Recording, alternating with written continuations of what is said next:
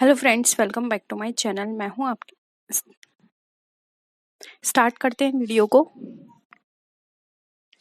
Which of the following acts contain the rule as the maximum number of partners in a firm? बताइए वो कौन सा act है जिसने अधिकतम पार्टनर्स की संख्या को बताया है। Indian contract act, Indian partnership act, companies act या फिर बैंकिंग रेगुलेशन एक्ट?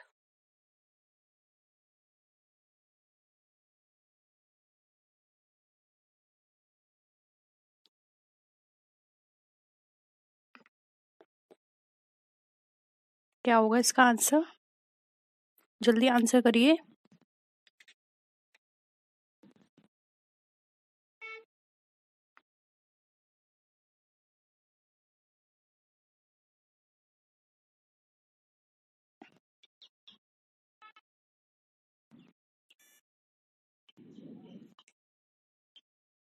देखिए, जो यहाँ पर हमें बताया गया है इसके बारे में, वो बताया गया है एक्ट बी ऑप्शन यहाँ पे करेक्ट होगा, इंडियन पार्टनरशिप एक्ट में। ठीक है, नेक्स्ट है, if a partnership firm is not registered then, यानी कि अगर कोई पार्टनरशिप फर्म रजिस्टर्ड नहीं है तो वो क्या होगा उसके साथ? File firm can not file a case against a partner, यानी किसी पार्टनर के अगेंस्ट केस नहीं कर सकती। No partner can file a case against firm. No partner can file a case against any other partner, या फिर all of the above? बताइए क्या होगा इसका आंसर।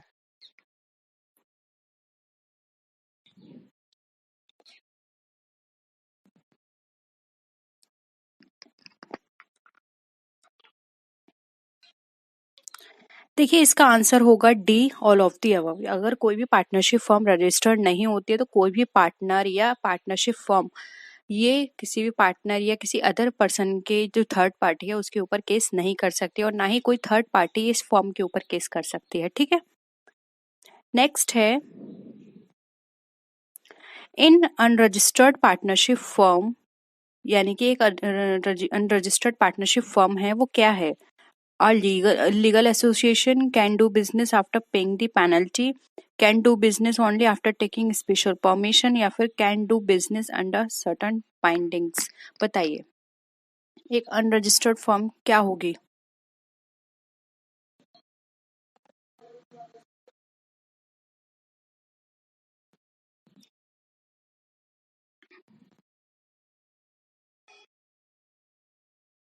क्या लगता है इसका आंसर आपको?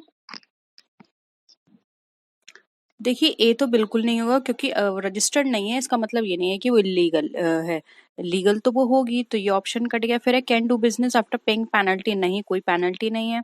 Can do business only after taking special permission, कोई स्पेशल परमिशन भी नहीं है। यहाँ पर आंसर हो जाएगा D, can do business under certain bindings. कुछ ऐसी बाइंडिंग्स हैं जैसे कि 2 से कम पर्सन नहीं होने चाहिए, या फिर मैक्सिमम भी लिमिटेड है। तो ये कुछ ऐसी बाइंडिंग्स हैं जिसके बेसिस पर इसका ये डी ऑप्शन करेक्ट होगा।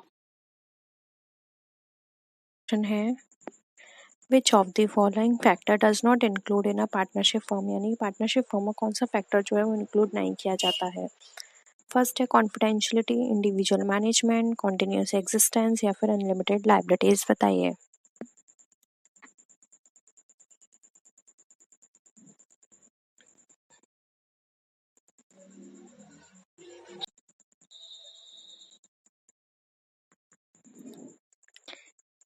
क्या होगा आंसर? देखिए, इसका राइट आंसर है बी, जो कि है इंडिविजुअल मैनेजमेंट। इसके अंदर पार्टनरशिप में इंडिविजुअल मैनेजमेंट नहीं होता है, इसमें कलेक्टिव मैनेजमेंट होता है। सारे पार्टनर्स मिलके मैनेज करते हैं पार्टनरशिप फॉर्म को। ठीक है, तो राइट आंसर हो जाएगा बी। नेक्स्ट है, provision for bad and doubtful debts appearing in the books at the dissolution of firm is transferred to? बताइए क्या होगा?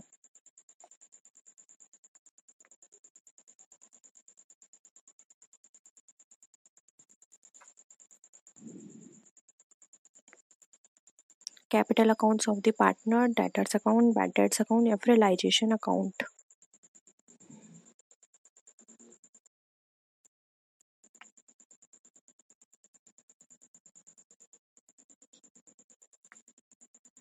राइट आंसर हो जाएगा डी, जो कि है रियलाइजेशन अकाउंट। ठीक है, नेक्स्ट है, Discount allowed on the issue of shares or debentures will be shown under the head reserves and surplus, share capital, miscellaneous expenditure and none of the above. बताइए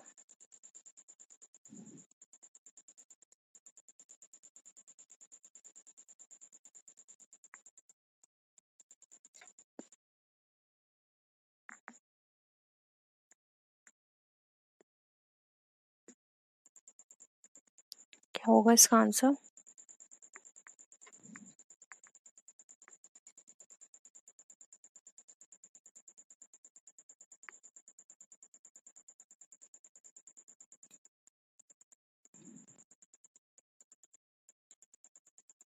discount allowed की बात की जा रही है।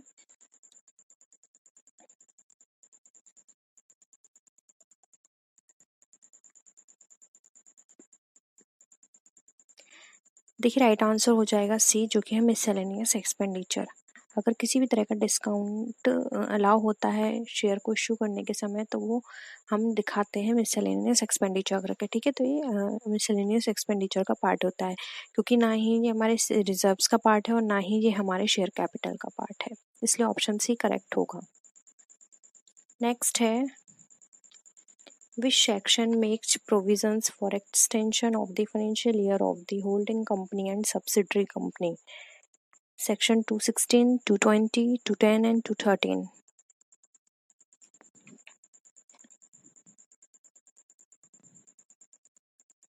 बताइए।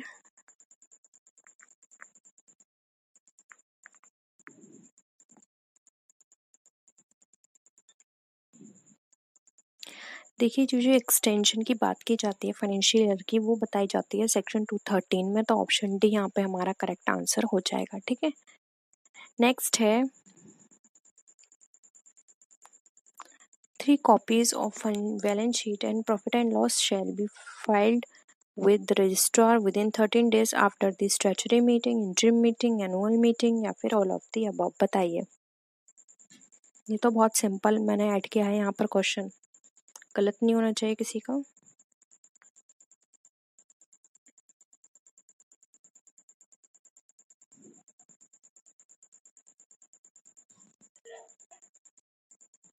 क्या होगा आंसर? सी यहाँ पर राइट आंसर हो जाएगा। एनुअल जनरल मीटिंग के 13 डेज के अंदर हमें 3 copy balance sheet and profit and loss account की रजिस्ट्रार को सबमिट करनी होती है, ठीक है। नेक्स्ट है, which section deals with the preparation and presentation of final accounts of a joint stock company? Section 218, Section 210, Section 230 and Section 211।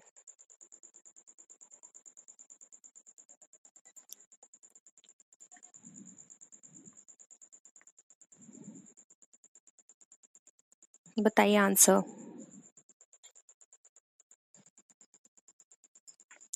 देखिए answer होगा बी, सेक्शन 210 के अंदर सारे प्रेजेंटेशन एंड प्रिपरेशन के बारे में बताया जाता है कि एक जॉइंट स्टॉक कंपनी को अपने फाइनल अकाउंट्स किस तरह से प्रिपेयर करने हैं और उनको प्रेजेंट करना है, ठीक है।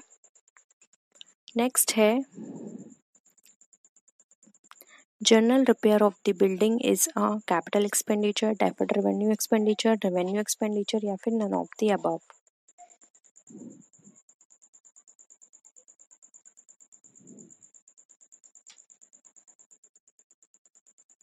बताइए।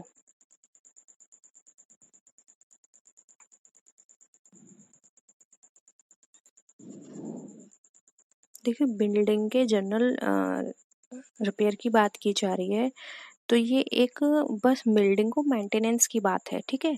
बिल्डिंग को लॉन्ग टर्म तो इससे हेल्प नहीं मिलेगी, ठीक है। बस एक उसकी मेंटेनेंस है जिससे कि उसकी जो लाइफ है थोड़ी और बढ़ जाएगी, तो यहाँ पे ऑप्शन सी राइट आंसर हो जाएगा। ये रेवेन्यू एक्सपेंडिचर के नेचर का है, ठीक है। और अगर बहुत ही लार्ज अमाउंट होता तो इसको हम डेफर्ड रेवेन्यू एक्सपेंडिचर में डाल सकते थे, ठीक है। तो यहाँ पे ऑप्शन सी हमारा राइट आंसर हो जाएगा। तो ये थे क्वेश्चंस, होप यहाँ पर आपको सारे क्वेश्चंस क्लियर हुए होंगे। किसी भी तरह का डाउट हो तो ज़रूर बताइएगा, और नेक्स्ट वीडियो में फिर मिलते हैं और अच्छी वीडियोस के साथ। तब तक के लिए टेक केयर, बाय बाय।